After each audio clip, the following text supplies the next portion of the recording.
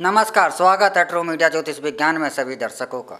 आज हम बात कर रहे हैं देवी देवताओं की सवारी जो लोगों पर आ जाती है वह क्या है। आपने देखा होगा कभी माता का जागरण हो रहा है या कहीं भी कुछ लोग बैठे हुए हैं या घरों के अंदर आपने अपने सर देखा होगा कि एक व्यक्ति अचानक से अपने सर को तेज़ी से घुमाने लगता है, वह झूमने लगता है और सुनने में आता है कि इस पर देवी की सवारी आ गई, इस पर भूत आता है, इस पर जिन्न आता है, इस पर माँ काली आती है, इस पर माँ भगवती की सवारी आती है, इस पर पितृदेव आते हैं। तो यह देवी देवताओं का जो आना होता है यह क्या है? क्या सत्य में यह सवारी आती है? क्या सत्य में ही वह देवता आते हैं? यह नहीं है, क्योंकि हमारा अगर किसी व्यक्ति के ऊपर कोई देवी देवता आता है तो यह देवी देवता का आना हमारे प्रकृति के एक नियम को भंग कर देता है। वह नियम, एक कहावत भी कही गई है कि एक मयान के अंदर दो तलवारें नहीं आ सकती। तो यही नियम इस शरीर पर भी लागू होता है। किसी भी शरीर के अंदर जब तक एक आत्मा है तब तक उस शरीर के अंदर दूसरी आत्मा प्रवेश नहीं कर सकती। जब दूसरी आत्मा उस शरीर के अंदर प्रवेश नहीं कर सकती तो किसी के ऊपर भूत और प्रेत की सवारी और जिन की सवारी कैसे आ सकती है? क्योंकि वह भी तो मात्र एक आत्मा है। ईश्वर भी आत्माओं का आत्मा ही है, लेकिन वह आत्माओं का सागर है। तो माँ काली जो कि पूरे ब्रह्मांड में व्याप्त है, वह शक्ति एक छोटे से शरीर में समाहित हो जाए ऐसा तो संभव ही नहीं है। माँ भगवती जो कि पूरे ब्रह्मांड में विराजमान है, यह शक्ति एक शरीर के अंदर अगर आ ही नहीं सकती। अगर अंश मात्र भी आ जाएगा तो यह शरीर बिखर जाएगा स्वतः ही, क्योंकि यह शरीर इतना मजबूत नहीं है कि माँ भगवती, माँ काली जैसी शक्तियों का एक अंश भी इस शरीर के अंदर प्रवेश करता है तो वह संभल सके। तो ये आ जाती हैं, लेकिन आपने देखा होगा कि यह देवी देवता आते हैं और यह क्या है, यह क्या आना होता है? सत्य वचन तो यह है कि यह देवी देवता की ये सवारी जो होती है यह सवारी नहीं आती है, क्योंकि हमारे प्रकृति का, हमारे ईश्वर का जो एक विधान है कि एक शरीर के अंदर दूसरा आत्मा प्रवेश नहीं कर सकती। जिस प्रकार अगर किसी म्यान के अंदर एक तलवार पड़ी हुई है तो दूसरी तलवार आप उसमें जा ही नहीं सकती, कितना भी प्रयास कर लीजिए। तो उसी प्रकार एक शरीर के अंदर दूसरी आत्मा प्रवेश नहीं कर सकती जब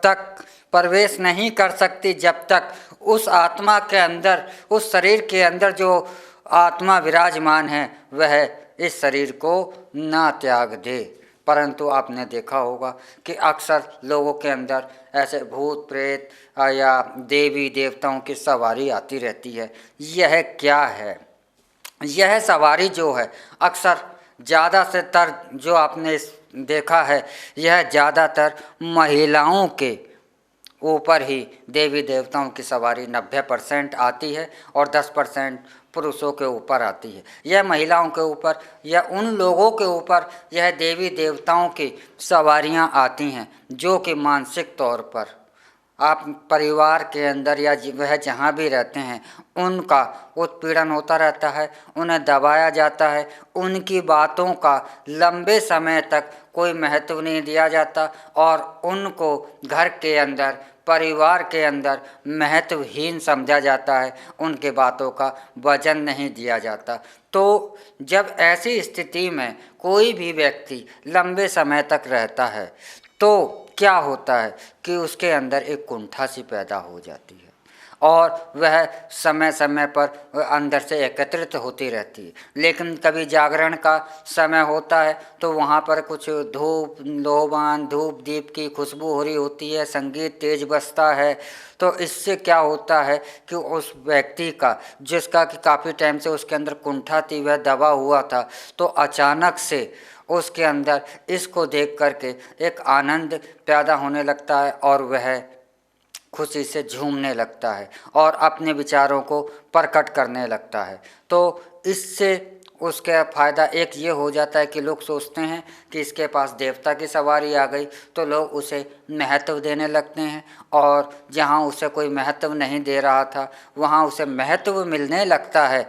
तो वह वो देवता जो है उस पर बार बार आने लगता है। यदि किसी देवता को अगर वह बहुत ही ज़्यादा सच्चा सच बताने वाला है तो आपको एक छोटा सा उपाय बताता हूँ। आप अपने हाथों के अंदर चावल ले लीजिए मुट्ठी में और उस देवता से पूछ लीजिए कि इसमें मुट्ठी में कितने चावल हैं, तो आपको स्वतः ही पता चल जाएगा।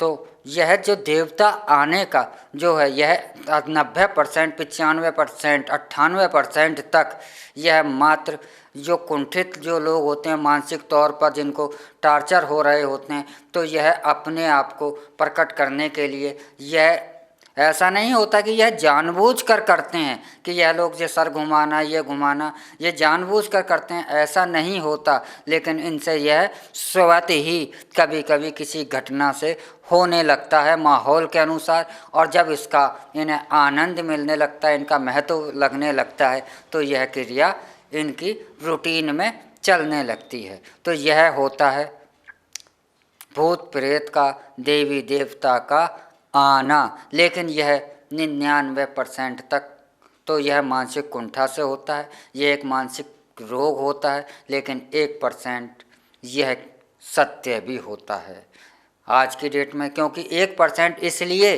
क्योंकि ऐसी घटनाएं किसी देवता का या किसी इन चीज़ों का संपर्क में आना, ऐसी घटनाएं नेचुरल प्राकृतिक तौर पर 1% होती हैं। लेकिन इस 1% के अंदर भी वह जो देवता है, वह भूत है, प्रेत है, जिन्न है, या जो भी वह शक्ति है, वह शरीर के अंदर प्रवेश नहीं करती है। यह जो शक्ति होती है आपके होरा मंडल, जो मस्तिष्क के, हमारे मस्तिष्क के चारों ओर एक होरा मंडल होता है, जो कि एक प्रकाश का जो संपर्क होता है। कि आपने इसका उदाहरण भी मैं देता हूँ कि कभी कभी जीवन में आप कुछ व्यक्तियों से मिलते हैं, अनजान लोगों से आप मिलते हैं। कभी आपने देखा होगा कुछ व्यक्ति ऐसे होते हैं जिन्हें देखते के साथ ही आपके मन में घृणा हो जाती है, और कुछ लोगों को देखते के साथ ही आपके मन में प्रेम और अपनापन लगने लगता है, जबकि दोनों ही अनजान हैं, दोनों से ही आपकी बात नहीं हुई है। तो यह संपर्क एकदम ऐसे विचार कहाँ से होते हैं? यह हमारे मस्तिष्क के चारों ओर, जो हमारे शरीर के चारों ओर जो एक आवरण होता है, मस्तिष्क का होरा मंडल होता है, इसके टकराने से होते हैं। तो जो हमारे इस मस्तिष्क के टकराने के, इस होरा मंडल के टकराने पर जब हम किसी ऐसी शक्ति से, तो वो हमारे इस होरा मंडल को अपने अधीन या अपने संपर्क में आ जाने पर ऐसी घटनाएं 1% होती हैं जो कि भूत प्रेत या किसी देवता से संबंधित आपका जुड़ जाए। जबकि 99% ऐसी घटनाएं भूत प्रेत के आने की, 99% घटनाएं जब मानसिक तौर पर काफ़ी लंबे समय से जो व्यक्तियों पर कोई दबाव दिया गया है, वह दबाव में है, उनको परिवार के अंदर महत्व नहीं दिया जा रहा, या जहाँ भी उनको महत्वहीन समझा जाता है, तो ऐसे लोगों पर अक्सर यह अपने आप ही, यह नहीं कि वह जिन लोगों पर यह सर घुमाना और यह भूत प्रेत आने की जो घटना होती है वह जानबूझकर करते हैं, यह स्वाभाविक ही कभी कभी ज़्यादा दबाव हो जाने के कारण सब और अच्छा माहौल उन्हें मिल जाए, तो ऐसे माहौल पर जो अंदर की जो दबी हुई जो थी यह एकदम से बाहर आ जाती है और वह झूमने लग जाता है। यह क्रिया स्वाभाविक हो जाती है।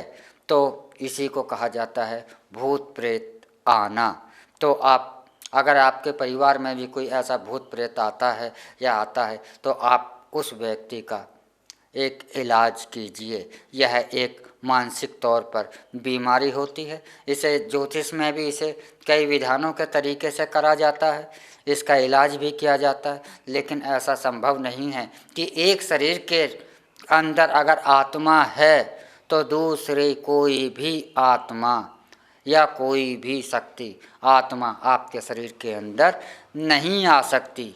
यह दूसरी आत्मा जब भी आपके शरीर के अंदर प्रवेश कर सकती है जब इस शरीर के अंदर उपस्थित आत्मा वह शरीर को त्याग दे। अन्यथा एक शरीर के अंदर दो आत्माएं नहीं आ सकती। जिन्न, भूत, प्रेत, चुड़ैल, डाकनी, साकनी, यह देवता, यह आत्मा ही होती हैं और एक शरीर के अंदर दूसरी आत्मा नहीं आती।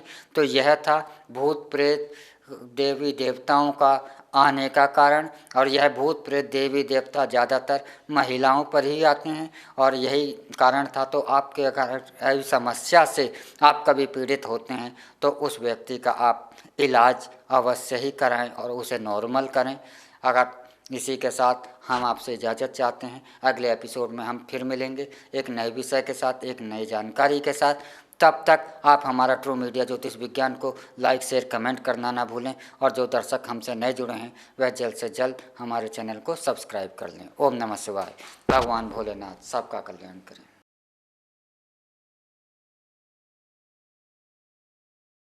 अगर आप ये वीडियो YouTube पर देख रहे हैं तो हमारे चैनल को सब्सक्राइब करें और बेल आइकन को दबाना ना भूलें। अगर आप Facebook पर ये वीडियो देख रहे हैं तो हमारे पेज को लाइक करें।